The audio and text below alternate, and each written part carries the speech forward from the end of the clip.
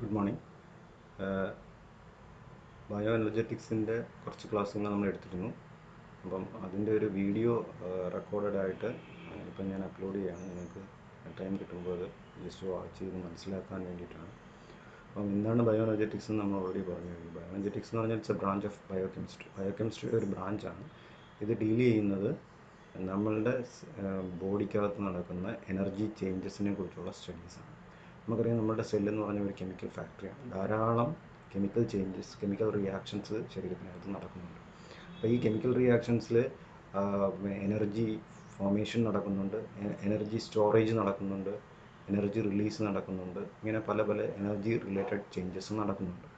അപ്പം എങ്ങനെയാണ് ഒരു ഓർഗാനിസം ഈ എനർജി അക്വയർ ചെയ്യുന്നതും അത് ചേഞ്ച് ചെയ്യുന്നതും ആ ചേഞ്ച് ചെയ്ത എനർജി എങ്ങനെ അതിൻ്റെ ആക്ടിവിറ്റീസിന് വേണ്ടി ഉപയോഗിക്കുന്നു എന്നുള്ളതുമാണ് നമ്മൾ ബയോഎനർജറ്റിക്സിനകത്ത് പഠിക്കുന്നത്. So it's a branch of biochemistry that deals with study of energy changes. Energy transduction and energy transformation, രണ്ടും കൂടെ ചേർത്തിട്ടുള്ളതാണ് എനർജി ചേഞ്ചസ്. അതിനെക്കുറിച്ച് പഠിക്കുന്ന ബ്രാഞ്ച് ഓഫ് ബയോകെമിസ്ട്രിയാണ് ബയോഎനർജറ്റിക്സ് എന്ന് പറയുന്നത്. ഇനി നമ്മളുടെ ലൈഫ് ഇത് നിലനിൽക്കുന്നത് തന്നെ എനർജി ട്രാൻസ്ഫോർമേഷൻസിനെ ഡിപ്പെൻഡ് ചെയ്ത്, എനർജി ചേഞ്ചസിനെ ഡിപ്പെൻഡ് ചെയ്തിട്ടാണ് ഇരിക്കുന്നത്.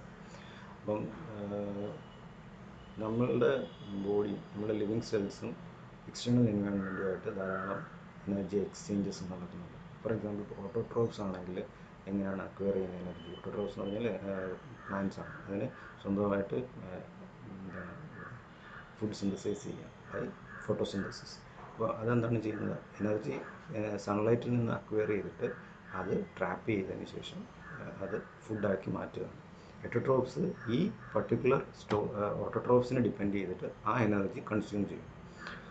അപ്പോൾ ഒരു ലിവിങ് ഓർഗാനിസത്തിൽ നമ്മൾ എടുത്തു കഴിഞ്ഞാൽ ധാരാളം എനർജി എക്സ്ചേഞ്ചും ചേഞ്ചസും ട്രാൻസ്ഫോർമേഷൻസും ഒക്കെ നടക്കുന്നുണ്ട്. അപ്പോൾ ഓരോ ട്രാൻസ്ഫോർമേഷൻ അല്ലെങ്കിൽ എനർജി ചേഞ്ചസിലും കെമിക്കൽ ബോണ്ടുകളാണ് ബ്രേക്ക് ചെയ്യുകയും ഫോം ചെയ്യുകയൊക്കെ ചെയ്യുന്നത്. ഇനി ഈ ബയോളജിക്കൽ ട്രാൻസ്ഫോർമേഷൻസ് അല്ലെങ്കിൽ ഈ ബയോളജിക്കൽ സെല്ലിനകത്ത് നടക്കുന്ന എനർജി ചേഞ്ചസ് ഫോളോ ചെയ്യുന്ന രണ്ട് ലോ ആണ്. തെർമോഡൈനാമിക്സിൻ്റെ രണ്ട് ലോ ഫോളോ ചെയ്തിട്ടാണ് നടക്കുന്നത്.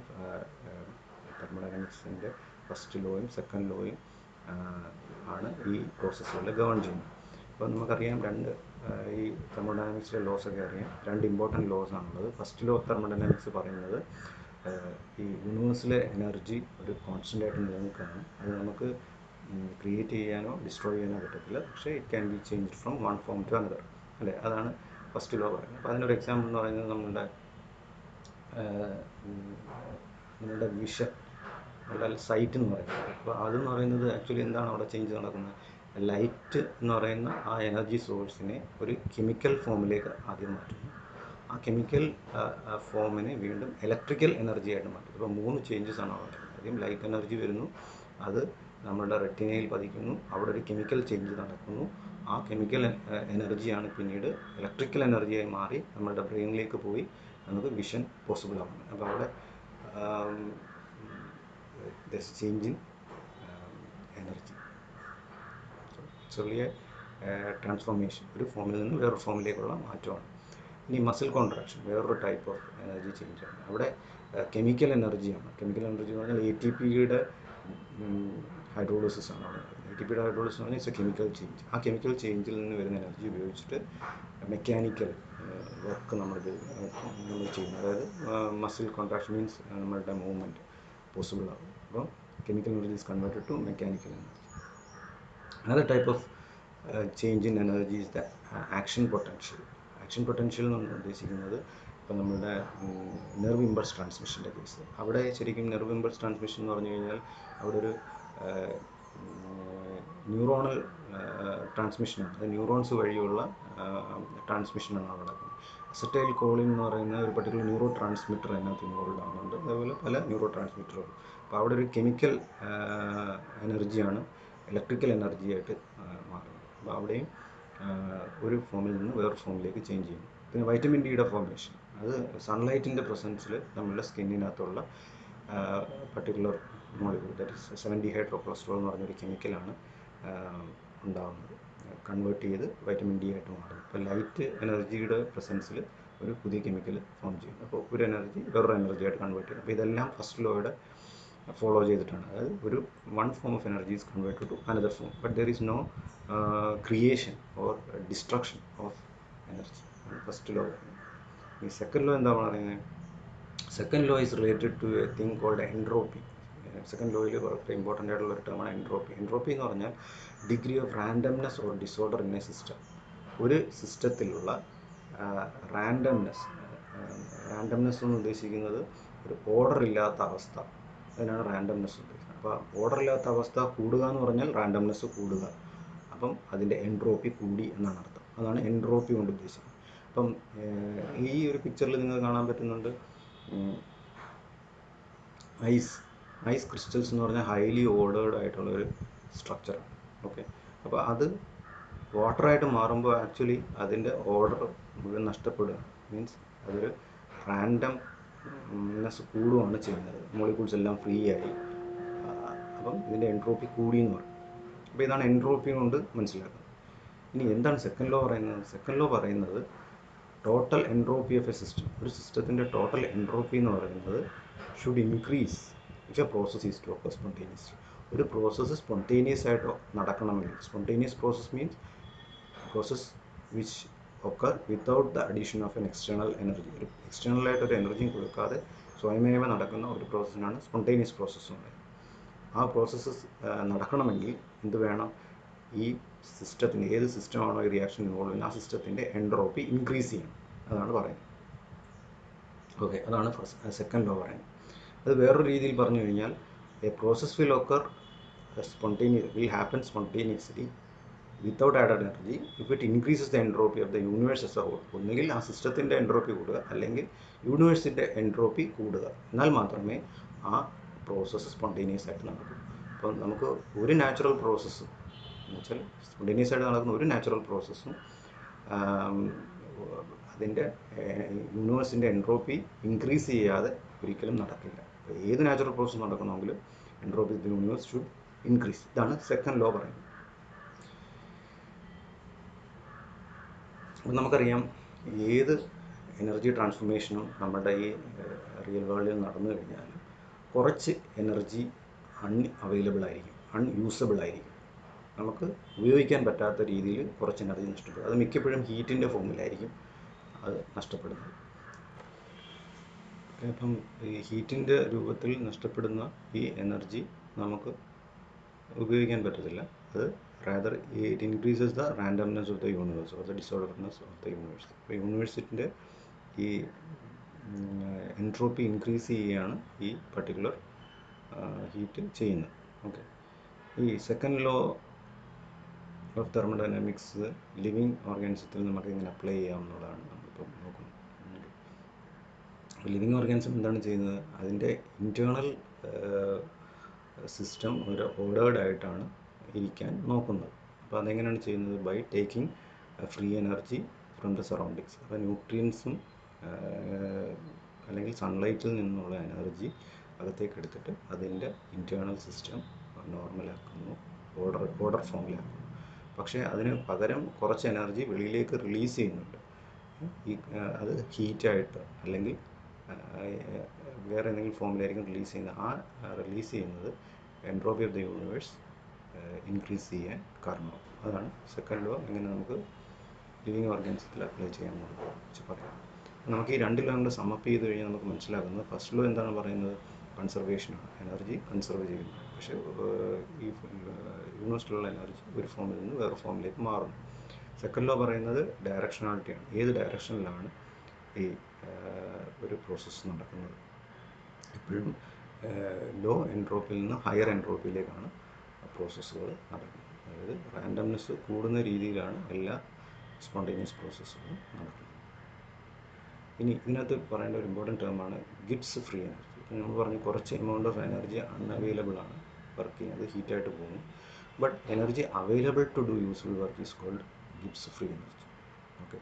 അപ്പം ഇതെന്താണ് സൂചിപ്പിക്കുന്നത്? It is the maximum available work that can be derived from any system under constant temperature and pressure. ഒരു കോൺസ്റ്റൻറ്റ് ടെമ്പറേച്ചറിലും പ്രഷറിലും ഒരു സിസ്റ്റത്തിൽ നിന്ന് നമുക്ക് എടുക്കാൻ പറ്റുന്ന മാക്സിമം അവൈലബിൾ എനർജിയാണ്, യൂസ്ഫുൾ എനർജിക്കാണ് ഗിബ്സ് ഫ്രീ എനർജി അല്ലെങ്കിൽ ജി കൊണ്ടാണ് നമ്മളത് ഇൻഡിക്കേറ്റ് ചെയ്യുന്നത്. ഇനി ഇതിൻ്റെ മാത്തമാറ്റിക്കൽ റെപ്രസെൻറ്റേഷൻ എന്ന് പറഞ്ഞാൽ G is equal to H minus T S ആണ്. ജി എന്ന് പറഞ്ഞാൽ ഗിബ്സ് ഫ്രീ എനർജിയാണ്, എച്ച് എന്ന് പറഞ്ഞാൽ എൻതാൽപ്പിയാണ്, total energy content of the system. Okay, ഇനി ടി എന്ന് പറഞ്ഞാൽ ടെമ്പറേച്ചറും എസ് എന്ന് പറഞ്ഞാൽ എൻട്രോപ്പിയാണ്. അപ്പം ഈ എച്ച് എന്ന് പറയുന്ന സാധനം total energy content of the സിസ്റ്റമാണ്, ടി ടെമ്പറേച്ചറാണ്, എസ് എന്ന് പറഞ്ഞാൽ എൻട്രോപ്പിയാണ്. എൻട്രോപ്പി എന്ന് പറഞ്ഞാൽ എനർജി അൺഅവൈലബിൾ ആണ് അല്ലേ, അത് റാൻഡംനെസ് കൂട്ടാൻ വേണ്ടി ഉപയോഗിക്കുന്നു. അപ്പം ഒരു സിസ്റ്റത്തിൽ അവൈലബിൾ ആയിട്ടുള്ള free energy available to do useful work എന്ന് പറഞ്ഞാൽ എന്തിൻ്റെയൊക്കെ ഡിഫറൻസ് ആണ്? Total energy of the system minus energy unavailable to do useful work. അപ്പം ഈ ഡിഫറൻസ് ആണ് energy available to do useful work എന്ന് പറയുന്നത്. So G is to H minus T S. ഇനി നമ്മൾ ഫ്രീ എനർജി ചേഞ്ച് എന്താണ്? ഒരു റിയാക്ഷൻ നടക്കുമ്പോൾ എന്തുമാത്രം ഫ്രീ എനർജിയിലാണ് വ്യത്യാസം വരുന്നത്, അതിനാണ് free energy change. Free energy ചേഞ്ചിൽ നമ്മൾ ആദ്യം നോക്കുന്നത് സ്റ്റാൻഡേർഡ് ഫ്രീ എനർജി ചേഞ്ചാണ്, സ്റ്റാൻഡേർഡ് കണ്ടീഷനിലുള്ള ഫ്രീ എനർജിയിലുള്ള വ്യത്യാസം. അതിന് നമ്മൾ ഇൻഡിക്കേറ്റ് ചെയ്യുന്നത് ഡെൽറ്റ ജി സീറോ ഡാഷ് എന്നാണ്. Okay, delta G zero dash. അപ്പോൾ ഇത് പറയുന്നത് standard free energy change of a chemical reaction is the amount of energy released in the conversion of a reactant to product under standard condition. അപ്പോൾ ഒരു reactant പ്രോഡക്റ്റായിട്ട് മാറുന്ന ഒരു റിയാക്ഷനിൽ release ചെയ്യുന്ന available ആയിട്ടുള്ള free energy that is available, ആ free എനർജിക്കാണ് standard free energy, standard കണ്ടീഷനിൽ നടക്കുന്ന ഫ്രീ എനർജി ചേഞ്ച്. അതിനാണ് free energy change, standard free energy change എന്ന് പറയുന്നത്. അപ്പം എന്താണ് ഈ സ്റ്റാൻഡേർഡ് കണ്ടീഷൻസ് എന്ന് പറഞ്ഞാൽ? അത് ടെമ്പറേച്ചർ 25 ഡിഗ്രി അല്ലെങ്കിൽ 298 കെൽവിൻ ആയിരിക്കണം. ആ റിയാക്ഷൻ നടക്കുമ്പോൾ പ്രഷർ 1 അറ്റ്മോസ്ഫിയറിക് പ്രഷർ ആയിരിക്കണം. pH 7 ആയിരിക്കണം.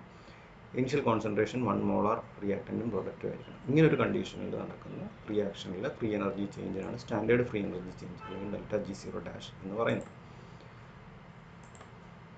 ഇതിൻ്റെ ഇക്വേഷൻ എന്ന് പറഞ്ഞു കഴിഞ്ഞാൽ നമ്മൾ നേരത്തെ പറഞ്ഞ ഇക്വേഷനിലേക്ക് ഡെൽറ്റ മാത്രം ആഡ് ചെയ്താൽ മതി. Delta G is equal to delta H minus T delta S. T constant ആയതുകൊണ്ട് അതിന് ചേഞ്ച് ഇല്ല. പക്ഷേ ഫ്രീ എനർജി ചേഞ്ച് എന്ന് പറയുന്നത് ടോട്ടൽ ഇൻറ്റേർണൽ എനർജി അല്ലെങ്കിൽ enthalpy minus T into delta S. Delta S change in entropy. അപ്പം ഈ ഡിഫറൻസിനാണ് നമ്മൾ ഫ്രീ എനർജി ചേഞ്ച് എന്ന് പറയുന്നത്. ഈ ഡെൽറ്റ ജിയുടെ വാല്യൂ അനുസരിച്ചിട്ടാണ് ഈ റിയാക്ഷൻ സ്പോണ്ടേനിയസ് ആണോ അല്ലെങ്കിൽ നോൺ സ്പോണ്ടേനിയസ് ആണോ അല്ലെങ്കിൽ ഇക്വിലിബ്രിയത്തിലാണോ എന്നൊക്കെ നമുക്ക് പ്രിഡിക്റ്റ് ചെയ്യാൻ പറ്റുന്നത് ഈ ഡെൽറ്റ ജിയുടെ വാല്യൂവിൽ നിന്നാണ് നമുക്ക് മനസ്സിലാക്കാൻ പറ്റുന്നത്. ഇപ്പോൾ ഡെൽറ്റ ജിയുടെ വാല്യൂവിൻ്റെ ഇമ്പോർട്ടൻസ് എന്താണ്? ഇതൊരു ഒരു റിയാക്ഷൻ്റെ സ്പോണ്ടേനിറ്റിയെ കുറിച്ചുള്ള ഐഡിയ ആണ് നമുക്ക് തരുന്നത്. Delta G is equal to delta H minus T delta H എന്ന് പറയുന്നു.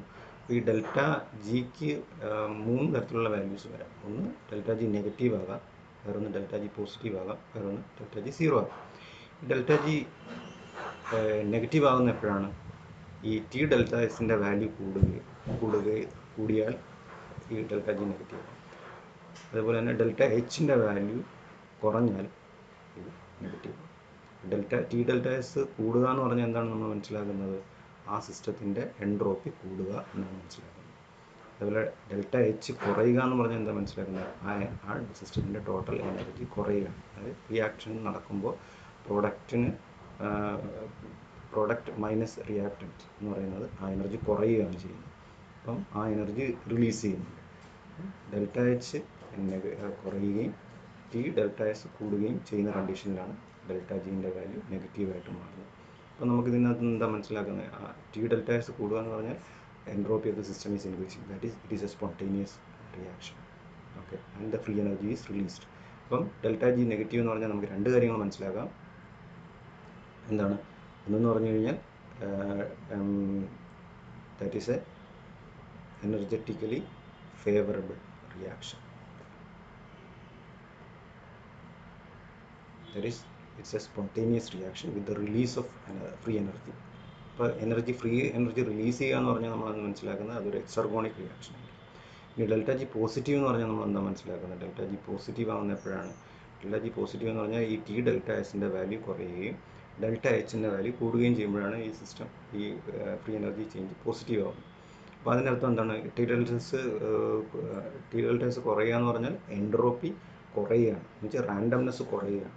അപ്പോൾ അതൊരു സ്പോണ്ടേനിയസ് ആവാനുള്ള സാധ്യത വളരെ കുറവാണ്. അതായത് delta H total internal energy കൂടുക എന്ന് പറഞ്ഞു കഴിഞ്ഞാൽ പ്രോഡക്റ്റും റിയാക്റ്റൻറ്റും കൂടെ മൈനസ് ചെയ്യുമ്പോൾ ഒരു ഇൻക്രീസ് ഇൻ എനർജി. അപ്പോൾ അതായത് എനർജി ഒന്നും റിലീസ് ചെയ്യുന്നില്ല, അപ്പോൾ ഇൻറ്റേർണൽ എനർജിയും കൂടുക. അപ്പോൾ അതിനർത്ഥം ഡെൽറ്റ ജി പോസിറ്റീവ് ആകുന്നതാണ് അർത്ഥം. അപ്പം ഡെൽറ്റ ജി പോസിറ്റീവ് എന്ന് പറഞ്ഞു കഴിഞ്ഞാൽ അതൊരു നോൺ സ്പോണ്ടേനിയസ് റിയാക്ഷൻ ആയിരിക്കും. അപ്പോൾ രണ്ട് കാര്യങ്ങൾ നമ്മൾ മനസ്സിലാക്കിയത്, ഒന്ന് ഡെൽറ്റ ജി നെഗറ്റീവ് എന്ന് പറഞ്ഞു കഴിഞ്ഞാൽ ഒരു സ്പോണ്ടേനിയസ് റിയാക്ഷൻ ആയിരിക്കും, that proceeds with the release of free energy and it's an exergonic reaction. Delta G positive means അതൊരു നോൺ സ്പോണ്ടേനിയസ് റിയാക്ഷൻ ആയിരിക്കും, നമ്മൾ അങ്ങോട്ട് എനർജി കൊടുക്കാതെ റിയാക്ഷൻ നടക്കത്തില്ല, so it's an endergonic reaction. Delta G 0 means reaction is in equilibrium, both forward and reverse reactions correct equal speed. അതാണ് delta G 0. അപ്പം ഇതാണ് delta ജിയുടെ ഇമ്പോർട്ടൻസ്. അപ്പോൾ ഇതിനകത്ത് ഓർത്തിരിക്കേണ്ട ഒരു കാര്യം, ഡെൽറ്റ ജി എന്ന് പറഞ്ഞാൽ എന്താണ്? It's a free energy change. അതിൻ്റെ ഇക്വേഷൻ എന്താണ്? Delta G is equal delta H minus T delta S. Delta ജിയുടെ വാല്യൂ എങ്ങനെയൊക്കെ ആവാം? നെഗറ്റീവ് ആകാം, പോസിറ്റീവ് ആകാം, സീറോ ആകാം.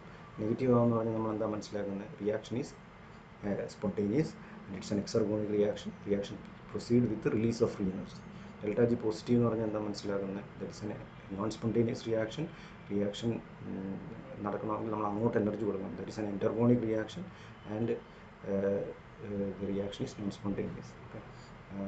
Endergonic means എനർജി അങ്ങോട്ട് കൊടുത്താൽ മാത്രമേ നടക്കത്തുള്ളൂ. Delta G 0 means reaction is in equilibrium, no net changes occur. ഇനി വേറൊരു ടേം ഇതിനകത്ത് പറയാനുള്ളത്, ഡെൽറ്റ ജി പോസിറ്റീവ് വാല്യൂ വളരെയധികം അല്ലെങ്കിൽ നെഗറ്റീവ് വാല്യൂ വളരെയധികം കൂടിയാൽ എന്താ സംഭവിക്കുന്നത്? ഡെൽറ്റ ജി നെഗറ്റീവ് വാല്യൂ നമ്മൾ കൂടുക എന്ന് പറഞ്ഞു കഴിഞ്ഞാൽ that reaction is almost goes to completion and it is essentially irreversible. Reaction almost കംപ്ലീഷനിലേക്ക് പോകും, തിരിച്ചു വരത്തില്ല, അതൊരു ഇറിവേഴ്സിബിൾ റിയാക്ഷൻ ആയിരിക്കും. ഡെൽറ്റ ജി നെഗറ്റീവ് വാല്യൂ വളരെ കൂടുതലാണ്. ഡെൽറ്റ ജി പോസിറ്റീവ് വാല്യൂ വളരെ കൂടുതലാണെന്ന് പറഞ്ഞു കഴിഞ്ഞാൽ ഒരുപാട് എനർജി കൊടുത്താലേ റിയാക്ഷൻ നടക്കും. അപ്പോൾ that means the system is almost stable. അപ്പം ആ റിയാക്ഷൻ നടക്കാനുള്ള ടെൻഡൻസി വളരെ കുറവാണ്, കാരണം അത്രയധികം എനർജി കൊടുത്താൽ മാത്രമേ ആ റിയാക്ഷൻ നടക്കത്തുള്ളൂ. സോ ഡെൽറ്റ ജി പോസിറ്റീവ് വളരെ ഹൈ വാല്യൂ ആണെന്ന് പറഞ്ഞു കഴിഞ്ഞാൽ reaction is stable, system is stable. അപ്പോൾ ഇത് നമ്മൾ നേരത്തെ പറഞ്ഞ കാര്യം തന്നെയാണ്. ലിവിങ് ഓർഗാൻസ് എപ്പോഴും അതിൻ്റെ ഇൻറ്റേർണൽ ഓർഡർ മെയിൻറ്റെയിൻ ചെയ്യാനാണ് ശ്രമിക്കുന്നത്, കോൺസ്റ്റൻ്റ് ആയിട്ട് നിർത്താനാണ് ശ്രമിക്കുന്നത്. ഇങ്ങനെയാണ് by taking free energy from the surrounding. Free energy വെളിയിൽ നിന്ന് എടുക്കുന്നു in the form of nutrient or sunlight. Plants ആണെങ്കിൽ സൺലൈറ്റ്, അനിമൽസ് ആണെങ്കിൽ ന്യൂട്രിയൻസ് ആയിട്ടാണ്.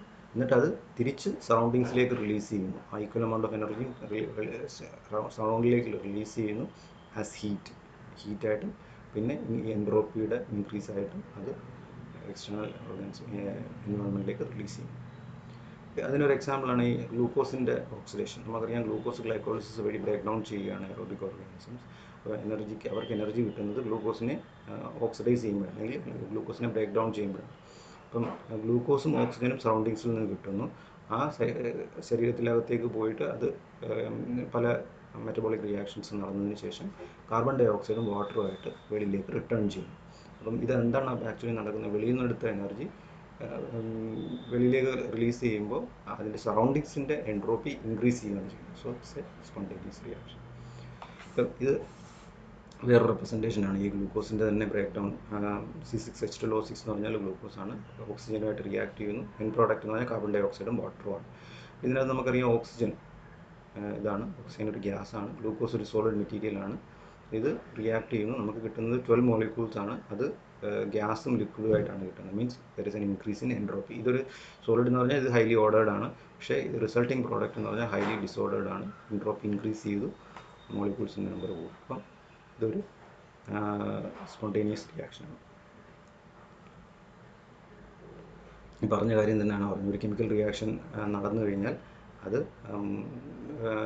നമ്പർ ഓഫ് മോളിക്യൂൾസ് ഇൻക്രീസ് ചെയ്താൽ there should be the surroundings entropy increase ചെയ്യും. Okay, solid substance ഒരു liquid അല്ലെങ്കിൽ ഗ്യാസ് ആയിട്ട് മാറിയാലും സറൗണ്ടിങ്സിൻ്റെ എൻട്രോപ്പി ഇൻക്രീസ് ചെയ്യും. ഇനി നമ്മുടെ ബോഡിയിൽ നടക്കുന്ന ഒരു ഇമ്പോർട്ടൻ്റ് എക്സർഗോണിക് റിയാക്ഷനാണ് ATP ഹൈഡ്രോളിസിസ്.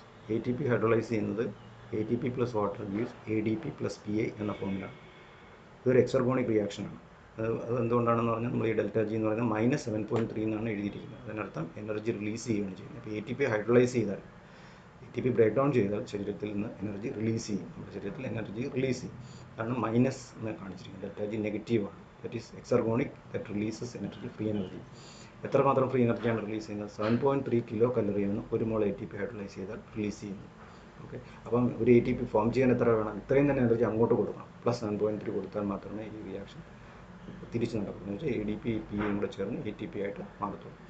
ഇനി നമ്മൾ പറയുന്നത് നമ്മളുടെ ബയോളജിക്കൽ സിസ്റ്റത്തിൽ നടക്കുന്ന എല്ലാ എക്സർഗോണിക് റിയാക്ഷൻസും മിക്കപ്പോഴും കപ്പിൾ ചെയ്തിരിക്കുന്നത് ഒരു എൻഡർഗോണിക് റിയാക്ഷനായിട്ടായിരിക്കും. കപ്പിൾ ചെയ്യുക എന്ന് പറഞ്ഞാൽ ഒരു എക്സർഗോണിക് റിയാക്ഷൻ നടക്കുമ്പോൾ സൈമൾട്ടേനിയസ്ലായിട്ട് ഒരു എൻഡർഗോണിക് റിയാക്ഷൻ നടക്കും. അത് എനർജി അകത്തോട്ട് എടുക്കുന്ന ഒരു റിയാക്ഷൻ കൂടെ നടക്കും. അപ്പം അതാണ് ഈ കാണിച്ചിരിക്കുന്നത്. ഇപ്പം നമുക്കറിയാം നമ്മളുടെ മെയിനായിട്ടുള്ള എനർജി സോഴ്സ് ഗ്ലൂക്കോസാണ്. ഗ്ലൂക്കോസ് ശരീരത്തിൽ വന്നു കഴിഞ്ഞാൽ ഗ്ലൈക്കോളിസിസ്, ക്രെബ്സ് സൈക്കിൾ തുടങ്ങിയ പാത്വേയിലൂടെ പോയി ഫൈനലി ഓക്സിജൻ ഉപയോഗിച്ചിട്ട് കാർബൺ ഡൈ ഓക്സൈഡും വാട്ടറും ഹീറ്റും റിലീസ് ചെയ്യുന്നുണ്ട്. അപ്പം ഇത് നടക്കുമ്പോൾ ഇവിടുന്ന് റിലീസ് ചെയ്യുന്ന എനർജി ഉപയോഗിച്ചിട്ട് ഒരു എൻഡർഗോണിക് റിയാക്ഷൻ, ഇതൊരു എക്സർഗോണിക് റിയാക്ഷനാണ്. ഗ്ലൂക്കോസ് ബ്രേക്ക് ഡൗൺ ചെയ്യുന്നത് ഒരു എക്സർഗോണിക് റിയാക്ഷനാണ്. ഇത് കപ്പിൾ ചെയ്തിരിക്കുന്ന ഒരു എൻഡർഗോണിക് റിയാക്ഷനായിട്ടാണ്. എൻഡർഗോണിക് റിയാക്ഷൻ എന്ന് പറഞ്ഞാൽ എ ഡി പിയും പി യും കൂടെ ചേർന്ന് എ ടി പി ആവുന്ന ഒരു endergonic reaction. This is an exergonic reaction, this is an endergonic reaction. അപ്പോൾ ഒരു എക്സർഗോണിക് റിയാക്ഷൻ കപ്പിൾ ചെയ്ത് എൻഡർഗോണിക് റിയാക്ഷനായിട്ട് ഉപയോഗിക്കും. അപ്പം നമുക്ക് ഈ ഗ്ലൂക്കോസിലുള്ള എനർജി ഡയറക്റ്റായിട്ട് നമുക്ക് ഉപയോഗിക്കാൻ പറ്റത്തില്ല. അത് ഒരു ഇൻ്റർമീഡിയറ്റ് ആയിട്ടുള്ള എ ടി പി ആയിട്ട് കൺവേർട്ട് ചെയ്താലേ നമുക്ക് യൂസ് ചെയ്യാൻ പറ്റും സെല്ലുകൾക്ക്. അതുകൊണ്ടാണ് ഈ എക്സർഗോണിക് റിയാക്ഷൻ ഈ എൻഡർഗോണിക് റിയാക്ഷനായിട്ട് കപ്പിൾ ചെയ്തിരിക്കുന്നത്. ഓക്കെ, അത് ആ എക്സർഗോണിക് ഇനി ഈ എ ടി പിയിൽ നിന്ന് എ ടി പി ഹൈഡ്രോളൈസ് ചെയ്യുമ്പോൾ റിലീസ് ചെയ്യും, ഫ്രീ എനർജി റിലീസ് ചെയ്യും. അതൊരു എക്സർഗോണിക് റിയാക്ഷനാണ്. അത് തന്നെ വേറൊരു എൻഡർഗോണിക് റിയാക്ഷനായിട്ടാണ് കപ്പിൾ ചെയ്യുന്നത്. ഇപ്പോൾ ഗ്ലൂക്കോസിൽ നിന്ന് നമുക്ക് ഗ്ലൈക്കോജൻ സിന്തസൈസ് ചെയ്യണമെങ്കിൽ നമുക്ക് അങ്ങോട്ട് എനർജി കൊടുത്താലേ പറ്റൂ. അപ്പം എ ടി പിയിൽ നിന്ന് റിലീസ് ചെയ്യുന്ന ഫ്രീ എനർജി ഉപയോഗിച്ചിട്ടാണ് ഇവിടെ ഗ്ലൂക്കോസ് ഗ്ലൈക്കോജനായിട്ട് മാറുന്നത്. അപ്പോൾ അതൊരു എൻഡർഗോണിക് റിയാക്ഷനാണ്. അപ്പോൾ this exergonic reaction A T P hydrolysis എന്ന് പറയുന്ന exergonic reaction is coupled with another endergonic reaction, that is glucose converted to glycogen. So നമുക്ക് പറയാം നമ്മളുടെ ബോഡിയിൽ എക്സർഗോണിക് റിയാക്ഷനും എൻഡർഗോണിക് റിയാക്ഷനും കപ്പിൾഡ് ആണ്. ഇതാണ് ഏറ്റവും ഇമ്പോർട്ടൻ്റ് ആയിട്ടുള്ളൊരു പിക്ചർ. നമ്മുടെ മെറ്റബോളിസത്തിൻ്റെ 3 സ്റ്റേജാണ്. മെറ്റബോളിസം എന്ന് പറയുന്നത് sum total of all chemical reactions taking place in a സെല്ലാണ്. നമുക്കറിയാം 3 സ്റ്റേജായിട്ടാണ് നടക്കുന്നത്. 3 സ്റ്റേജ് എന്ന് പറഞ്ഞാൽ ഫസ്റ്റ് സ്റ്റേജിൽ നമുക്ക് എനർജി തരുന്ന 3 ഇമ്പോർട്ടൻറ്റ് ബയോമോളിക്യൂൾസ് ആയിട്ടുള്ള പ്രോട്ടീൻ, പോളിസാക്കറൈഡ്സ്, ലിപ്പിഡ്സ് അതതിൻ്റെ ബിൽഡിംഗ് ബ്ലോക്കായിട്ട് ബ്രോക്കൺ ഡൗൺ ചെയ്യുന്നതാണ് ഫസ്റ്റ് സ്റ്റേജ്. ഈ സ്റ്റേജിൽ നമുക്ക് എനർജി പ്രൊഡക്ഷൻ ഒന്നും നടക്കത്തില്ല. ഇത് ഡൈജഷൻ വഴിയാണ്. പ്രോട്ടീൻസ് ഡൈജഷൻ വഴി അമിനോ ആസിഡ്സ് ആയിട്ട് മാറുന്നു. പോളിസാക്കറൈഡ്സിൻ്റെ ഡൈജഷൻ വഴി നമുക്ക് ഗ്ലൂക്കോസ്, ഫ്രക്ടോസ്, ഗാലക്ടോസ് തുടങ്ങിയ മോണോസാക്കറൈഡ്സ് കിട്ടുന്നു. ലിപ്പിഡ്സിൻ്റെ ഡൈജഷൻ വഴി നമുക്ക് ഗ്ലിസറോളും ഫാറ്റി ആസിഡും കിട്ടുന്നു. ലിപ്പിഡ് മെയിനായിട്ടുള്ള ലിപ്പിഡ് എന്ന് പറഞ്ഞാൽ ട്രൈഅസൈൽ ഗ്ലിസറോളാണ് നമുക്ക് എനർജി തരുന്ന മെയിനായിട്ടുള്ള ലിപ്പിഡ്. ഓക്കെ, അപ്പം ഇത് ഫസ്റ്റ് സ്റ്റേജിൽ ഡൈജഷൻ നടക്കുന്നു. എനർജി ഫോർമേഷൻ ഒന്നുമില്ല. സെക്കൻഡ് സ്റ്റേജിൽ നടക്കുന്നതെന്ന് പറഞ്ഞാൽ ഈ ബിൽഡിംഗ് ബ്ലോക്സ് അമിനോ ആസിഡ്സ് ആയാലും ഗ്ലൂക്കോസ് ആയാലും ഫാറ്റി ആസിഡ്സ് അല്ലെങ്കിൽ ഗ്ലിസറോൾ ആയാലും അതിൻ്റെ ഫർദർ സ്മോളർ മോളിക്യൂൾസ് ആയിട്ട് മാറുകയാണ് ചെയ്യുന്നത്. അമിനോ ആസിഡ്സിൻ്റെ കേസ് എടുത്തു കഴിഞ്ഞാൽ അമിനോ ആസിഡ്സ് നമുക്ക് 3 ഡിഫറെൻറ്റ് ഫോംസിലേക്ക് പോകും. ഒന്ന്, അമിനോ ആസിഡ്സ് ചില അമിനോ ആസിഡ്സ് പൈറുവേറ്റ് ആയിട്ട് കൺവേർട്ട് ചെയ്യും. ചില അമിനോ ആസിഡ്സ് അസറ്റൈൽ കോയ എന്ന് പറഞ്ഞ വേറൊരു മോളിക്യൂളായിട്ട് മാറും. ചില amino acids citric acid cycle TCA സൈക്കിളിൻ്റെ ഇൻ്റർമീഡിയറ്റ്സ് ആയിട്ട് മാറും. ഇതേതായാലും നമുക്ക് എനർജി പ്രൊഡക്ഷന് വേണ്ടിയിട്ടാണ് ഈ സാധനങ്ങളൊക്കെ ഉപയോഗിക്കുന്നത്. പിന്നെ അമിനോ ആസിഡ്സിൻ്റെ ബൈ പ്രോഡക്റ്റാണ് ammonia, which is converted to urea. ഇനി ഇതിൽ ഏറ്റവും എനർജി നമുക്ക് കിട്ടുന്നത് ഗ്ലൂക്കോസിൽ നിന്നാണ്. ഗ്ലൂക്കോസിനെ ബ്രേക്ക് ഡൗൺ ചെയ്യുന്ന പ്രോസസ്സിന് ഗ്ലൈക്കോളിസിസ് എന്നാണ് പറയുന്നത്. ഗ്ലൈക്കോളിസിസ് വഴി ഗ്ലൂക്കോസ് എന്തായിട്ട് മാറും? പൈറുവേറ്റ് ആയിട്ട് മാറും. ഓക്കെ, പൈറുവേറ്റ് പിന്നീട് മൈറ്റോകോൺട്രിയയ്ക്കകത്തേക്ക് കയറിയിട്ട് അസറ്റൈൽ കോയ എന്ന് പറഞ്ഞ മോളിക്യൂളായിട്ട് മാറും.